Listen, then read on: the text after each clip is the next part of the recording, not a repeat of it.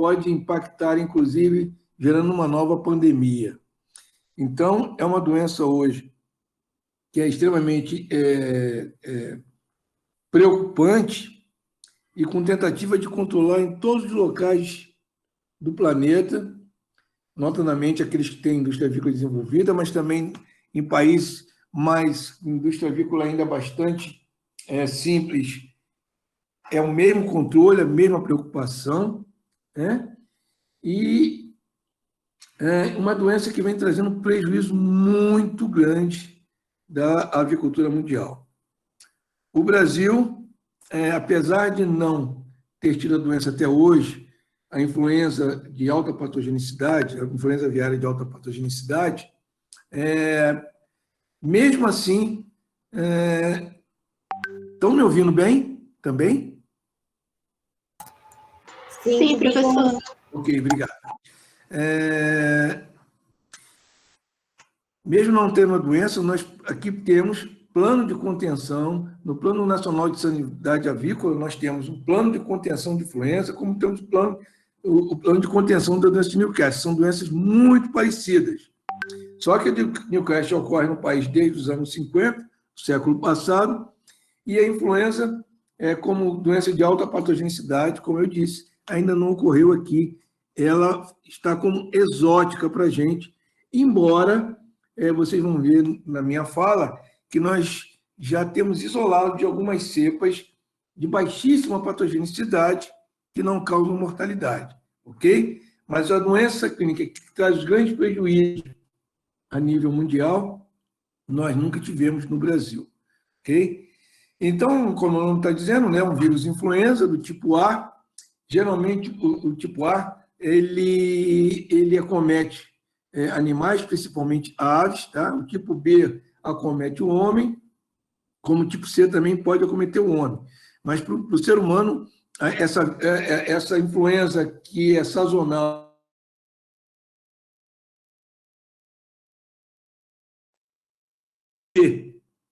né? Hoje em dia,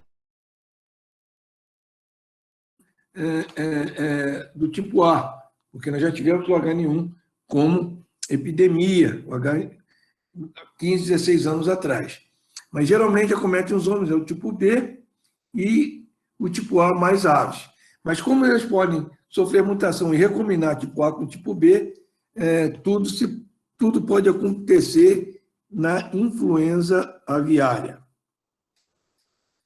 Como eu disse, é uma doença que tem distribuição mundial. Mesmo na América do Sul, nós temos Chile e Argentina já tiveram casos de influenza aviária. E, por uma sorte, entre aspas, né, e essa sorte pode ser explicada, às vezes, por aves migratórias, essas aves não fazem o seu ciclo natural passando pelo Brasil, algumas delas, e as aves migratórias são a maior fonte e o maior reservatório de influenza aviária, porque são aves que ficam praticamente, só funcionam como reservatórios, são assintomáticas, mas disseminam a doença ao redor do planeta. E no Brasil, então, como eu disse, ela é exótica, apesar de distribuição mundial, e acontecer, por exemplo, o México teve grande prejuízo com influenza, de milhões e milhões de dólares, com perda de milhões de aves também, várias vezes, né? E graças a Deus nunca chegou aqui para a gente. Como eu disse, ela é uma doença, porque nós vamos ver que o poder de mutação e recombinação viral é muito grande, então nós vamos ter vários subtipos de influenza tipo A, dependendo das mutações e da recombinação, nós vamos ter cepas que causam, ou subtipos que causam discreta sintomatologia, e muitas vezes passam até despercebido, até cepas que nós chamamos de influenza aviária de alta patogenicidade, que vai levar a 100% de mortalidade, às vezes com morte súbita, sem sintomas nenhum. É uma doença, como eu disse, a importância dela é muito grande. A notificação dela é obrigatória, compulsória, cai naquela mesma situação da Newcastle, é o mesmo modelo de notificação da doença de Newcastle. Okay? Nós não vamos notificar a OIE, o responsável técnico. como responsável técnico, notifica a autoridade sanitária local e, se possível, ao Ministério da Agricultura, né? E a autoridade sanitária é que vai tomar conta do possível surto, no caso aí, o primeiro surto no país, né? E isso tem que ser feito em um espaço mínimo de, no máximo, 12 horas, a comunicação aí também tem que ser no máximo de 12 horas, mesmo que seja uma suspeita de surto, ok? Suspeita e avaliação. Se vocês entrarem no site da OIE, vocês vão ver que lá muita doença está como suspeita, ainda não está confirmada. E, às vezes, a suspeita cai. Mas a suspeita é importante porque deve se parar todo o comércio de aves e subprodutos, no caso, a exportação. E é uma zoonose de fundamental importância. A mais importante nos últimos tempos foi o H5N1. Nós vamos entender o que é H5N1 nos próximos slides, né? Foi a cepa H5N1, aonde ela quebrou a barreira das espécies, né? Ela saiu direto da galinha para o homem. Ela não foi vazada no suíno, por exemplo. A mesma cepa que estava cometendo a galinha, ela foi e infectou o homem, sem sofrer mutação, sem sofrer recombinação. Então, isso aí foi um alarme sanitário mundial, porque era a primeira vez que uma cepa saía direto da ave para o homem, quebrando a barreira das espécies e com potencial pandêmico. Na verdade, o grande medo de uma pandemia ocorreu no ano de 2004, 2005, quando isso aconteceu. Morreram várias pessoas, principalmente aquelas pessoas que estavam tratando dessas aves. Aconteceu isso muito em avicultura e criação de fundo de quintal, onde algumas pessoas e algumas famílias morreram no trato, na lide diária com essas aves, né? O que não ficou muito evidente, graças a Deus para a gente, para não virar uma epidemia e depois uma pandemia, foi que essas pessoas doentes não, entre aspas, tá? Não, entre aspas, conseguiram transmitir a doença para outro ser humano. Parece que a transmissão homem-homem, ela era muito ineficiente. Daí não ter virado um grande problema de saúde pública. Então, como etiologia, já falei alguma coisa, né? A família Orthomyxoviridium, RNA, que sofre muita mutação, muita recombinação, e nós temos 3 tipos, ou 3 espécies dessa família Orthomyxoviridae, que é a espécie A, B e C. Já falei que a influenza aviária está na espécie A, B é humana, mas nós podemos ter problema de recombinação, como eu disse, e mesmo espécie da A contaminar o homem, que foi no H5N1. O importante são os antígenos de superfície desse vírus, que é a hemaglutinina, que é conhecida como HA, e a neuraminidase, que é conhecida como NA. É a partir desses das combinações ou recombinações desses 2 antígenos de superfície, é que vão se formar as cepas que vão ser de maior ou menor patogenicidade para as aves, inclusive para os seres humanos também. A infecção ela se dá via trato respiratório e digestivo. Então, são esses dois modelos que existe a replicação viral. Então, nesses subtipos, nós vamos ter vários subtipos de praticamente uma centena de subtipos de influenza aviária, tudo com base nos antígenos de superfície hemaglutinina e neuraminidase. Nós chamamos de HA e NA. Em aves, nós temos 16 tipos diferentes de hemaglutininas, de antígenos de superfície diferentes de hemaglutininas, e 9 neuraminidase. Então, essas combinações elas podem ser enormes. Temos H1N9, H2N9, H3N9, H1N1, H1N2, e por aí vai, até o H16. Sendo que, isso aqui para aves, tá? Vai até 16 e N vai ter H16 e N vai ter 9. Mas já foram descobertos até H18 e N11, não acontecendo em aves. O 10 e 11 não ocorrem em aves, e o 17 e 18 não ocorrem em aves, ocorrem em morcegos. Ok? só botei aqui como plim-plim. Em aves, a gente tem o HA acontecendo de H1 a H16 e o NA de N1 a N9. Então, nós temos, na prática, a gente tem verificado que os surtos que tem o subtipo iniciado com H7, H5, desculpe, e H7, estão relacionados com surtos de alta patogenicidade. Então, para aves, principalmente galinhas, porque as aves silvestres, na maioria, são reservatórios, principalmente galinhas e perus, aqueles subtipos constituídos inicialmente, que começam com H5 e H7, são altamente patogênicos para galinhas e perus também. Isso aqui, eu vou voltar aqui, mas isso aqui é como se fosse uma classificação de um isolado de um vírus influenza e um surto, e aqui no caso Peru, onde teve uma mortalidade de 100%. Então, como a gente relata isso?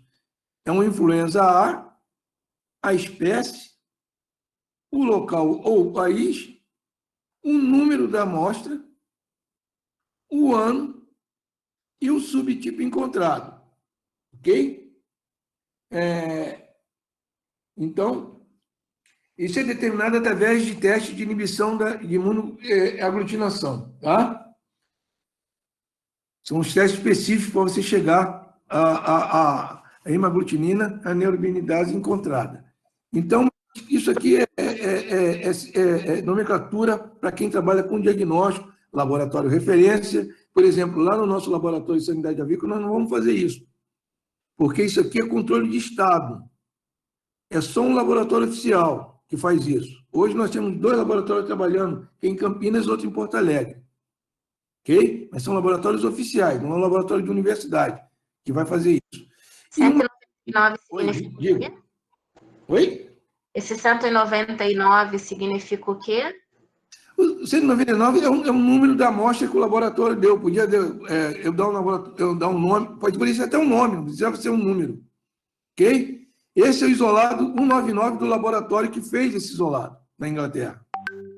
Então é referência para ele saber lá. Ok? É só como referência. Poderia ser assim, Inglaterra, em vez de 199, Paulo. Paulo, 1979. Dava o nome a esse isolado. É o nome do isolado, tá? Tá bom, professor, obrigada. Por nada. Agora, eu disse aqui que H5N7 geralmente estão relacionados aos surtos de maior impacto na avicultura. Mas, recentemente, biologia, a gente nunca pode realmente afirmar nada. Quanto mais a gente estuda, eu estou com 42 ou 43 anos de formado, a gente menos sabe, né? Pensa que sabe, não sabe nada. Recentemente, na China, apareceu uma cepa H5N9, que teoricamente seria muito patogênica para aves e não causou praticamente sintomatologia nas aves. Sintomatologia muito branda. Só que infectou seres humanos, levando algumas pessoas à morte. Isso em 2 províncias da China. Então, isso vem complicar tudo. Cada vez mais os vírus estão complicando tudo. Né? A gente está passando agora com Covid, cada dia que a gente pensa uma coisa, vem uma coisa completamente diferente.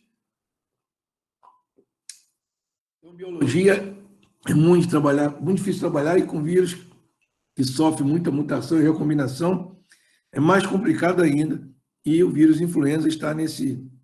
Por exemplo, isso aí eu acho, tá? Mas a vacina para a Covid vai entrar no calendário nacional. Todo ano vamos ter que tomar daqui para frente. Por causa da mutação, por causa de muita gente estar tomando a primeira dose, não está aí tomando a segunda dose, por causa de fake news. Né? Então, é um problema muito sério controlar essa doença nesse momento. Como o vírus da doença de Newcastle, ele também, se usando os solventes orgânicos, detergentes, fazendo uma boa desinfecção, enfim, usando métodos tradicionais de desinfecção na granja, uma vez você limpando a granja, você praticamente limpa o vírus influenza da granja. Então, ele é muito sensível a todos esses produtos que normalmente nós utilizamos na nossa biosseguridade, né? A luz ultravioleta, pH extremos, como a maioria dos vírus são, né?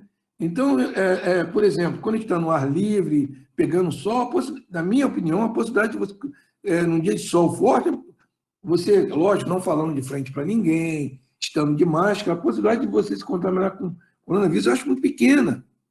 Porque isso aqui sempre, para mim, aprendi minha vida toda e trabalhei com vírus, o ultravioleta ele é fundamental para fazer desinfecção num ambiente que você tem vírus, né? Agora, ele é bem protegido pela matéria orgânica e pela baixa temperatura. Então, se eu tenho uma carcaça contaminada congelada, eu exporto essa carcaça, eu posso levar esse vírus na carcaça para um outro país. Então, sempre que eu tenho matéria orgânica, faço uma boa desinfecção na granja, ou tenho um animal infectado, congelado, uma carcaça, e eu exporto parte dessa carcaça ou a carcaça para um outro país, eu tenho uma chance de levar muito grande de estar levando esse vírus para além das nossas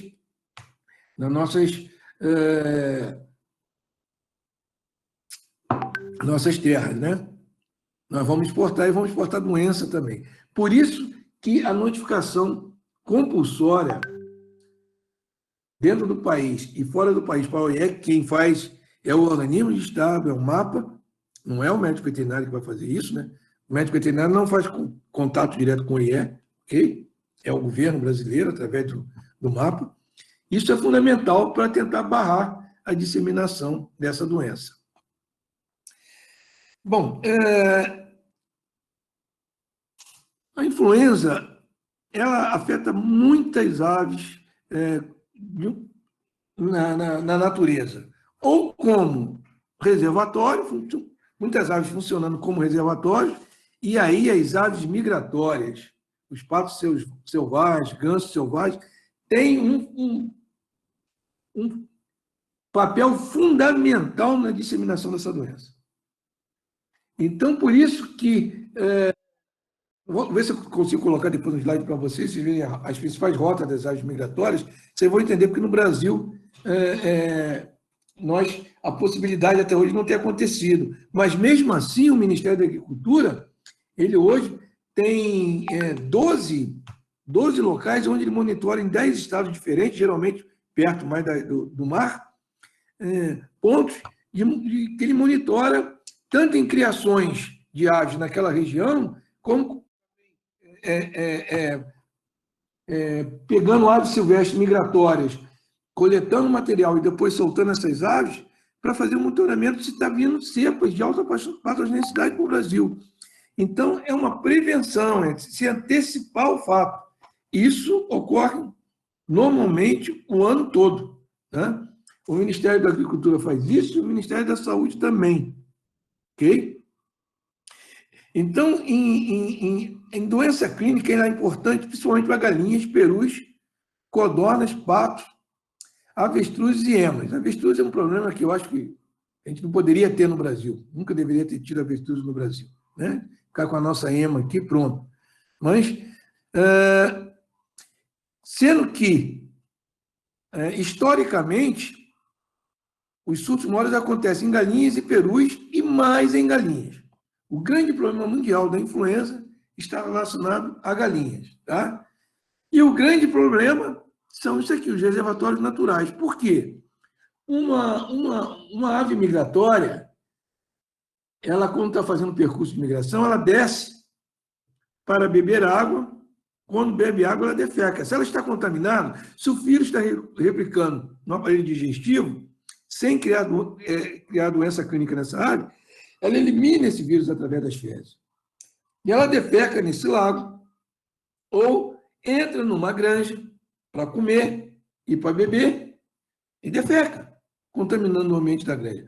Por isso que hoje, 99% das granjas usam a tela, no seu galpão, a tela antipássaro, porque as células tinham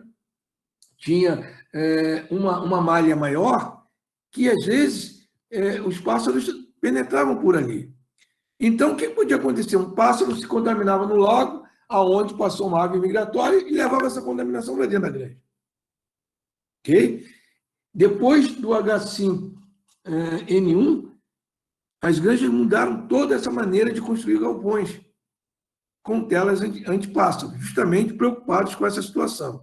E isso resolve uma série de problemas, né? Não só para a influenza, mas para Newcastle, para Escherichia coli, até para salmonelose, né? Uma série de situações. Como eu falei lá, elas têm um grande potencial mutante e recombinante, daí dando aquela centena de subtipos virais. E já falei isso, que levam a verdadeiros desastres econômicos. O período de incubação geralmente é muito rápido, mas pode se estender até 14 dias, né? E, como eu disse, o grande problema está aqui, já falei o que é a transmissão. A transmissão é a ave, fundamentalmente ave migratória, de pássaros contaminados, né? Que funcionam como reservatórios, assintomáticos, geralmente transmite através das fezes. Uma ave doente, ela pode transmitir através das secreções respiratórias, porque a ave faz um quadro respiratório, um quadro digestivo e pode fazer um quadro nervoso também. Sempre com aquele quadro de hemorragia muito semelhante à doença de Newcastle. O quadro clínico é muito semelhante ao quadro de Newcastle. Tanto que a influenza nos livros antigos era conhecida como peste aviária, e a doença de Newcastle, quando surgiu, foi conhecida como pseudo-peste aviária, a falsa peste aviária, porque eram muito parecidas. Okay? Com mortalidade alta, cepas leves, cepas altamente patogênicas, enfim, são muito parecidas na forma de apresentação de sintomatologia, de lesão e de mortalidade também. E também de impacto econômico na avicultura. A única diferença é em relação à saúde pública. Newcastle dá uma reação simples, ocular, em quem manipula aves, como esse Newcastle, manipula a vacina ou manipula o vírus, né? Já a influenza não. Tem risco realmente de vida. Ok? Transmissão mecânica também ela pode acontecer, né? O que é a transmissão mecânica somente? Pode ser roedores, né? E pode ser um homem, né? Eu sempre falo com aquele profissional que... Só um minutinho que eu vou abrir a janela.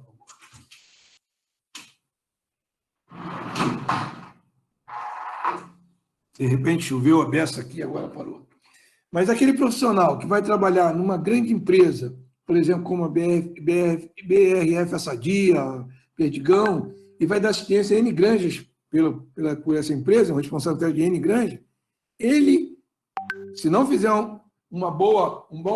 ter um bom cuidado com biosseguridade, ele vai levar na sua roupa, na sua mão, no sapato, doença de uma grande a outra. Então, eu sempre digo, o médico veterinário pode ser um grande vetor de doenças se ele não atenta para um bom programa de biosseguridade. Mercado de aves vivas.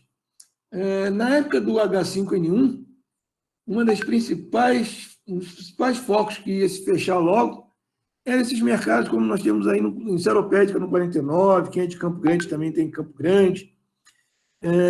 Principalmente nos bairros mais afastados, ainda tem muito isso, onde tem ave viva e a pessoa bate na hora para você. Geralmente aquelas aves são aves de refúgio, muitas aves são aves de final de postura, né?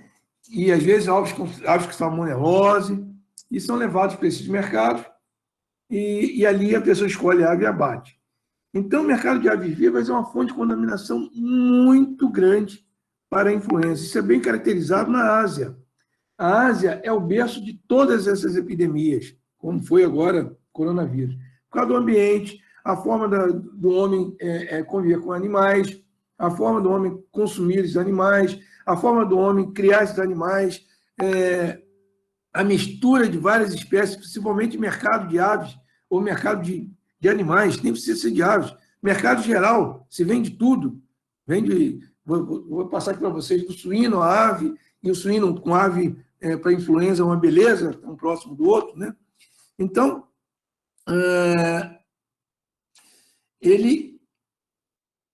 a Ásia foi o berço de todas as pandemias de influenza. Sempre, tudo começou lá. Inclusive a influenza que originou a gripe espanhola, foi um HN1 também, começou na Ásia, né?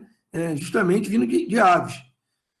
E essa ave transmite essa doença, quando essa ave não vai a óbito, até 10 a 14 dias pós a infecção. Ok? Só que isso aqui é didático da gente. Se eu tenho influenza e diagnostiquei uma doença clínica de influenza, não vai chegar um dia após a infecção, porque o médico veterinário oficial vai fechar a granja, vai cremar todos os subprodutos, essas aves vão ter todas sacrificadas, tá? Para tudo e sacrifício geral. Para vocês terem uma ideia, um dos grandes prejuízos que os Estados Unidos sempre tem com surto de influenza, porque lá a avicultura é tido como segurança nacional, são os primeiros em criação do mundo, né? Segundo é a China, às vezes fica o Brasil, e o Brasil, primeira exportação, às vezes vai à China, mas, para vocês terem uma ideia, um dos grandes custos, além da grande perda com milhões de aves, é também o pagamento pelas perdas aos avicultores pelo governo federal americano. Então, eles lá chegam, fecham tua granja, abatem todos os seus animais, mas há o ressarcimento disso aí. Ok? Porque senão a pessoa não vai criar mais. Se houve uma doença, houve falha também no controle estatal. Quem deve fazer a vigilância epidemiológica disso aí é o governo que faz. É lógico que eu posso trazer até uma vacina escondida de vírus vivo e vacinar sobre determinada doença e criar um surto de uma doença no país. Aí é crime. Ok? Mas, normalmente, a vigilância epidemiológica é que é a grande responsável por esse controle dessa doença. Então, nos Estados Unidos, isso é levado muito a sério e o ressarcimento é feito de forma integral para que o avicultor não tenha prejuízo. Como eu disse, ela é uma doença que vai desde sintomatologia leve, tá?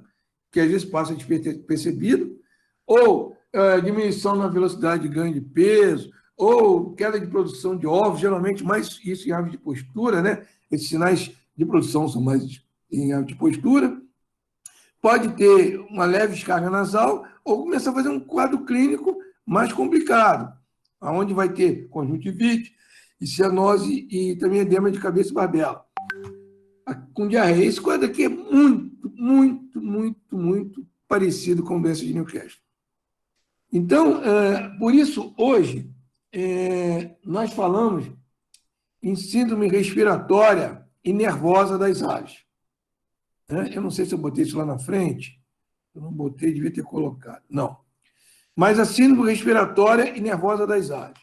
Eu nem digo que é Newcastle e nem digo que é influenza. Eu, no campo, não vou ter condições de fechar o diagnóstico. Se eu desconfio com uma aconsimatologia nervosa, ou que eu tenho mortalidade acima de 10% em 72 horas, eu estou diante de uma síndrome nervosa, né?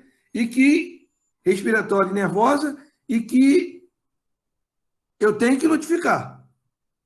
O meu papel é chamar o médico veterinário oficial. Daí para frente é com ele fazer o diagnóstico. Ok? Então, isso aí é bem recente. O Soares colocou uma portaria, eu coloquei hoje um ofício explicando, justamente sobre influenza em Newcastle. Parece que o ofício saiu ontem, do Ministério da Agricultura, mudando algumas regras que existiam nas portarias anteriores, dentro do Plano Nacional de Sanidade Avícola. Lá nós temos o programa de prevenção de Newcastle e o programa de prevenção de influenza. E aconteceram algumas modificações no que tange a nível de granja e até a nível de abatedouro. Então, eu coloquei hoje no grupo aí do WhatsApp do pessoal, o professor Guardas colocou a portaria, eu coloquei o ofício hoje, esclarecendo o que a portaria está querendo dizer e a orientação, e é muito importante vocês lerem, ok? Porque está incluído na aula do Plano Nacional de Sanidade Avícola. Então, ela pode ter sintomatologia leve, que muitas das vezes pode passar despercebida, né? Aqui eu tenho aves de postura, com sintomatologia leve, quer dizer, não tenho. Aqui eu já tenho aves já com um inchaço da face, provavelmente tem exudato aqui, eu não estou vendo, mas provavelmente tem, e essa já com um aspecto doente, aqui já começa a complicar. Então, eu tenho uma doença no plantel que vai me mostrar se eu vou ter uma mortalidade alta ou não muito rapidamente. Geralmente, o que acontece na influenza de alta patogenicidade, quando nós temos a doença, que doença é essa? Que é exótica no país, na verdade, nós não temos aqui, né? Esses slides não aconteceram no país, é fora do país. Então, quando nós temos essa influenza, o que nós vamos ver é isso aqui. Nós chegamos no galpão e começamos a ver aves ainda aparentemente sadias, mas muitas aves já mortas, sendo pisoteadas no galpão. E quando é uma influenza de alta patogenicidade, em 24 horas, aqui continuamos a ver, né, aves mortas, pisoteadas.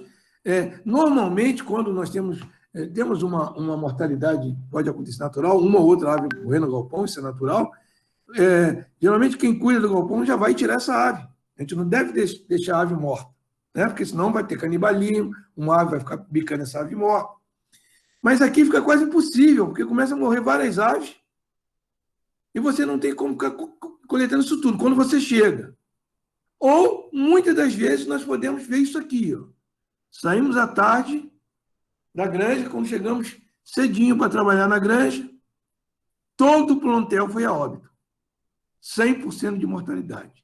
Isso é um quadro de influenza aviária altamente patogênica. Okay? Nesse caso aqui, tanto o médico veterinário como os demais trabalhadores, hoje em dia, têm que trabalhar com EPI.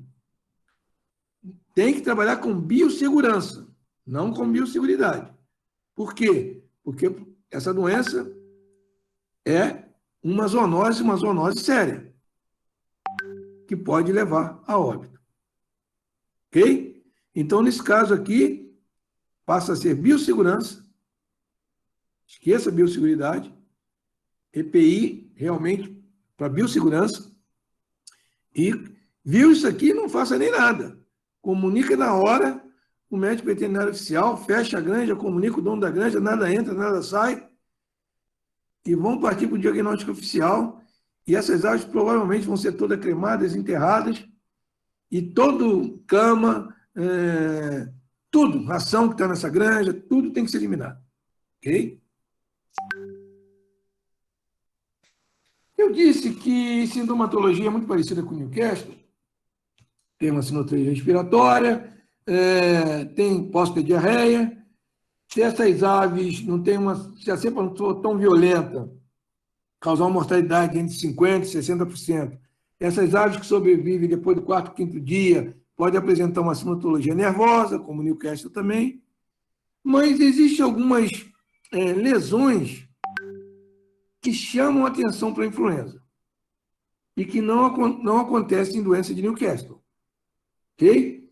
Eu nunca vi um caso de influenza, nem nesse tempo todo que eu estou dando aula, mas são slides que mostram muito bem o que faz a diferença. A primeira coisa que pode chamar a atenção são hemorragias nas patas, nas pernas das aves, nas patas. Então, nós temos uma hemorragia que pode passar despercebido para o veterinário que não faz avicultura, okay? Mas já é uma coisa que chama atenção. Eu tenho alta mortalidade, ou tenho sintomatologia nervosa, ou mortalidade acima de 10% em 72 horas, e a ave que morreu, eu tenho esse tipo de lesão. Hemorragia nas pernas e nas patas. É lógico que você tem que fazer diagnóstico diferencial com falta da vitamina K, mas isso é quase inexistente numa avicultura industrial hoje. Onde nós temos uma ração balanceada, nós não teríamos só hemorragia, não teríamos mortalidade, não teríamos sintomatologia nervosa, não teria mortalidade altíssima.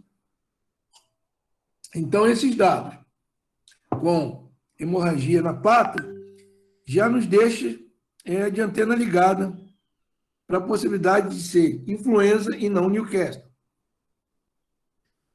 Aqui, esse quadro de edema de face, congestão, cianose de Barbella, é muito igual ao Newcastle, ok? Então, aqui não dá para diferenciar. Isso aqui é igualzinho a doença de Newcastle. Aqui mostrando um ave, slide, né, parado, não é filme, mas estava com a sintomatologia nervosa, querendo fazer obstótico, também Newcastle. Aqui também secreção e edema nasal, também Newcastle. Aqui fazendo um quadro nervoso, também pode ser Newcastle.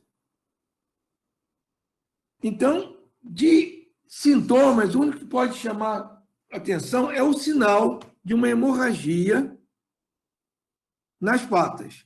Por quê? Secreção nasal e oral, desidratação, cianose de cabeça, pescoço, crista e barbela, tudo isso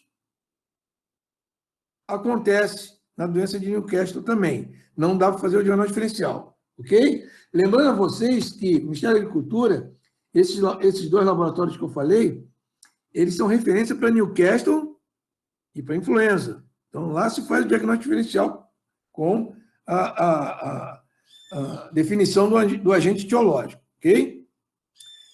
Quando a gente vai para a necrópsia, a gente vai ver uma exudado de traqueite hemorrágica, geralmente clarinho, mesma coisa que o Newcastle. Mas aqui começa uma diferença. Petecas na cartilagem do externo, na serosa dos órgãos, na gordura abdominal e no peritônio. Aqui está o pulo do gato.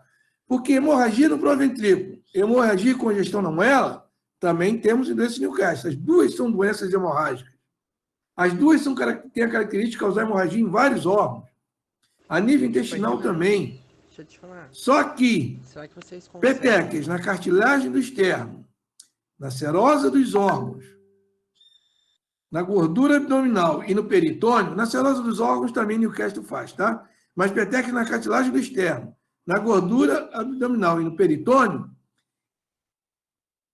eu não vou dizer que são lesões patognomônicas, que em biologia eu não gosto de falar isso, mas são lesões bastante características para, num primeiro momento, a gente levar um baita susto e pensar em influenza aviária. Ok? Então, vou mostrar para vocês alguns slides aí.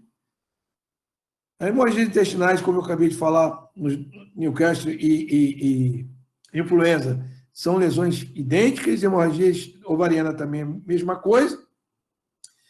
A morte súbita pode acontecer em aves, em perus, não deixa lesão nenhuma. E o grande problema é que patos e gansos geralmente não têm sinais clínicos nem lesões, são reservatórios. Mesmo os patos e gansos domésticos. Eu não estou falando de patos selvagens, de gansos selvagens migratórios, não. Estou falando de patos e gansos domésticos. Então, por isso que quando se cria uma espécie em produção, só deve ter aquela espécie na área da produção. Você não pode ter uma granja com 3, 4, 5 cães. Ok? Não deve ter cavalo com 4, 5 cães. Não deve ter bovino com outra espécie. O correto não deve ter uma criação consociada de aves e suínos. Perigosíssimo, principalmente para a influenza. Então, produção deve ter só aquela espécie naquele território onde está se trabalhando a produção. Então, patos e gansos, você tem uma granja num local, e um raio pequeno, sei lá, de 300 metros, tem uma casa de um colono que cria patos e gansos. Isso aqui não pode acontecer. A boa biosseguridade, né, nós vamos ter que ter um raio aí, pelo menos, de uns 3, de 1 quilômetro e meio para frente, que não tem criação de nada. Ideal que fosse até 5 quilômetros não tivesse criação de nada. O maior isolamento possível. Ok? Bem, aqui começam algumas fotos. Isso aqui é a gordura abdominal. A gente encontra muito em ave de postura isso, né? Às vezes é gordura abdominal. Aqui eu tenho manchas hemorrágicas na gordura abdominal. Isso não é normal. Então, esse é um tipo de lesão de hemorragia na gordura abdominal que chama atenção para a influenza aviária. A gente só vê isso na influenza aviária. Aqui, a foto não está muito boa. Deixa eu ver se eu vou ter outra do externo. Não. Deixa eu ver se eu vou ter outra do externo aqui. Infelizmente, não. Mas, às vezes, você vê o externo cheio de petequezinhas. Não sei se vocês estão vendo. Cheio de petequezinhas. E hemorragias também na gordura abdominal. Aqui está muito bom. Olha. Cheio de pontos hemorrágicos na gordura abdominal, na gordura do pericárdio. Tá? Isso a gente não vê, esses pontos petequiais, em doença de Newcastle. Nem na gordura abdominal, nem na gordura que reveste o pericárdio. Ok? Olha aqui que beleza. Cheio de pontos hemorrágicos na gordura abdominal. Então, aqui nessa área, provavelmente, tem hemorragia intestinal, hemorragia na traqueia, hemorragia pro ventrículo, todo o quadro de lesão, mais hemorragias petequiais na gordura abdominal, mais hemorragia nas patas, o que começa, pelo menos, fazer um diagnóstico presuntivo, como eu disse a vocês, extremamente assustado, de possibilidade de ser influenza aviária. Aqui tentando mostrar também parte de gordura bem congesta e algumas áreas de petequias. Eu consigo ver no meu computador, não sei se vocês veem aí. Isso aqui é uma traqueia que, teoricamente, ela está com pouca hemorragia, quase limpa. Agora, tem muito exudado, e exudado totalmente límpido. Isso é o que aconteceu? Replicação viral, levando à formação de exudato, mas o exudato ainda sem contaminação secundária, tá? Muito exudato que vai ser eliminado pelas vias aéreas. Né? Tem algumas hemorragias aqui, mas muito leve ainda. Aqui mostrando um ovário bastante hemorrágico, com óvulos bastante hemorrágicos, né? Mas isso é muito comum na Newcastle também, inclusive salmonelose também. Esse ovário aqui eu posso mostrar na aula de Newcastle, na aula de salmonelose. Então, não é um dado, é um dado didático. É mais uma situação que ocorre, mas não é um dado que vai te elucidar e vai te ajudar a fechar diagnóstico. Tá? Agora, um detalhe também. Se eu tenho aquela mortalidade grande de 100%, eu não vou fazer necrópsia nenhuma. Na mesma hora, fecha tudo e chama o médico veterinário oficial. Uma mortalidade daquela altíssima só pode ser Newcastle, ou influenza, ou envenenamento na água, um veneno muito potente. Mas, de qualquer maneira, não cabe de cara você fazer as 10 necrópsias, 20 necrópsias que a gente faz usualmente como médico veterinário em sanidade avícola quando chega numa granja. Ok? Mortalidade muito alta, você vai correr risco. Provavelmente, ali naquele momento, você não vai estar preparado para a biossegurança. É detectar, está com o teu celular, já tirou umas 2 fotos e já vai notificar todo mundo. Ok? Portaria de influenza são 12 horas no máximo a notificação que você tem que fazer. Senão, cai naquelas questões profissionais que nós já conversamos.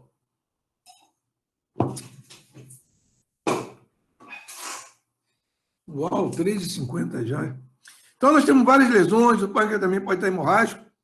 Já estou achando que estava hemorragia de proventrículo, mas também acontece em Newcastle. As lesões microscópicas não têm importância, porque vai ser sempre os manguitos perivasculares, todo vírus dá essa lesão no cérebro, e necrose e hemorragias generalizadas, tá? O diagnóstico, embora possa depois botar esse slide para vocês lá, nós vamos basear no que a gente vai ver na granja, né? Quando temos sintomatologia leve, é muito complicado você fazer um diagnóstico, seja ele de Newcastle, uma cepa de baixa patogenicidade ou de influenza, tá? Vai ser sempre baseado no isolamento, identificação e tipificação do agente, mas isso só nos 2 laboratórios de referência e com material coletado pelo médico veterinário oficial. Ok? Vocês vão acompanhar o processo como responsáveis técnicos.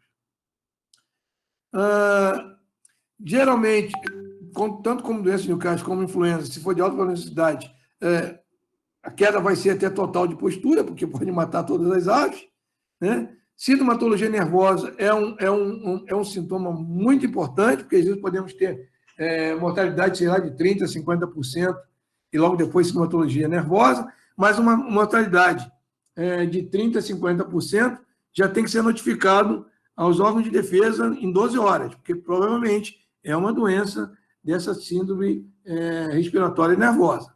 Tá? E quando tem muito morte súbita de 100%, aí não tem que fazer, é direto realmente notificação.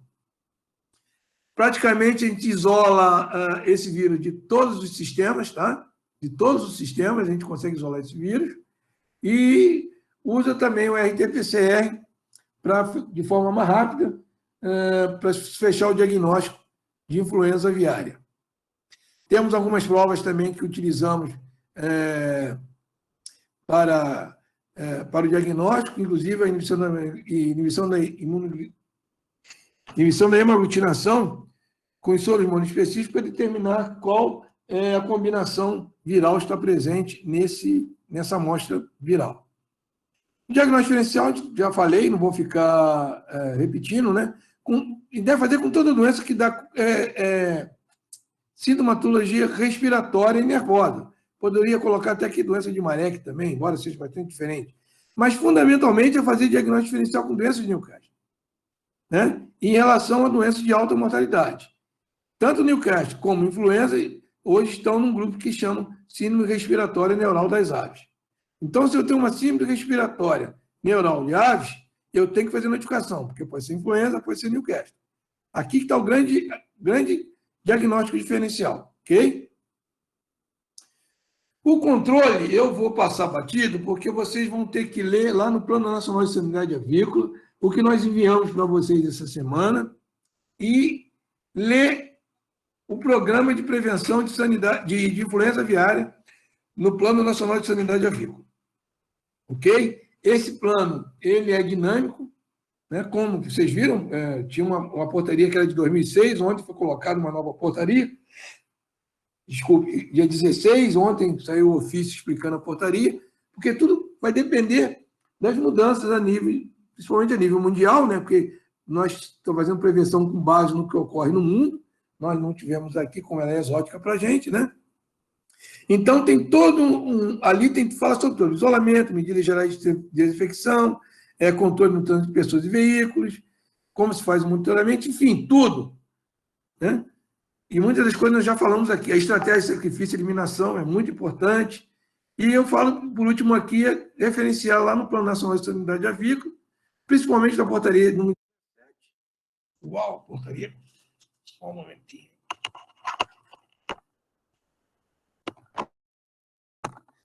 Desculpe. A portaria 17, 2006, é 275 de 3, 4 dias atrás. Então, por favor, dê uma olhadinha nisso.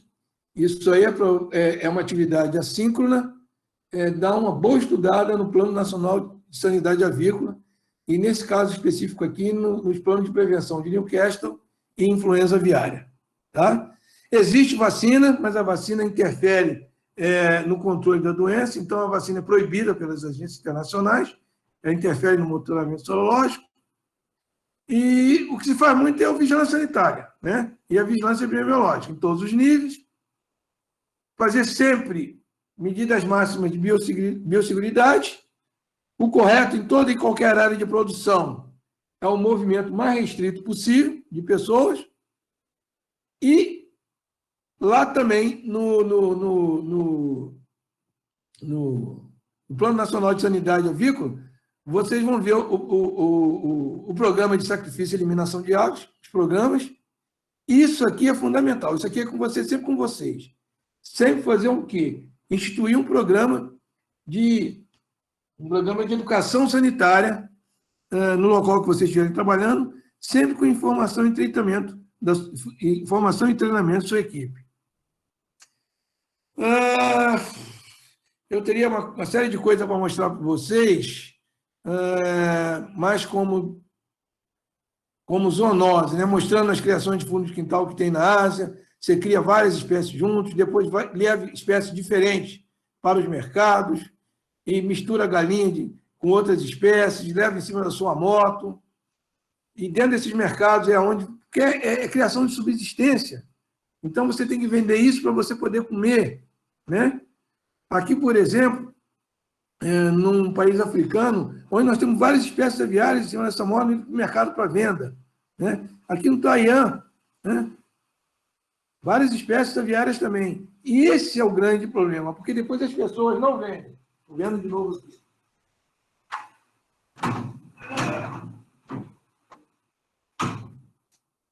As pessoas não vendem essas aves no mercado, tiverem contato com outras aves doentes, voltam para as suas criações, trazendo a doença para as suas criações.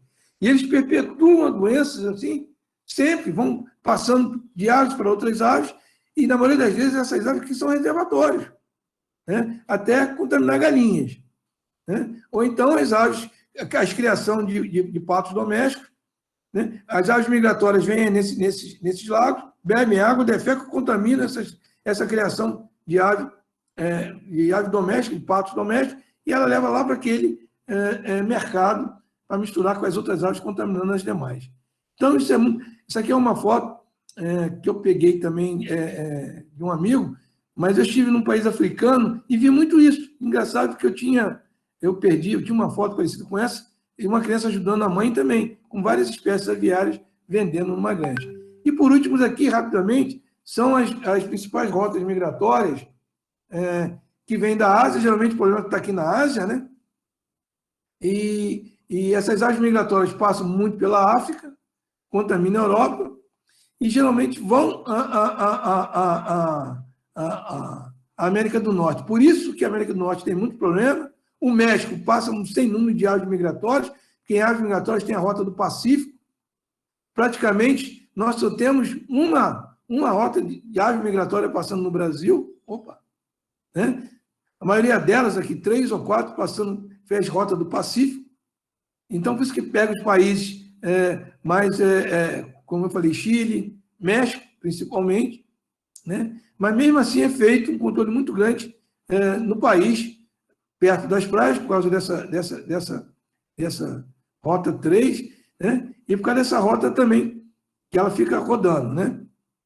A rota 3 e essa rota 2, que ela vem do Pacífico e passa também em alguns lugares, cortando o país. Mas, graças a Deus, não tivemos nenhum problema ainda com a influenza altamente patogênica. Eu sei que eu corri um pouquinho, mas eu tenho que parar porque o professor Watson vai estar falando agora e eu tenho que passar a bola para ele, 14 horas em ponto. Alguma dúvida?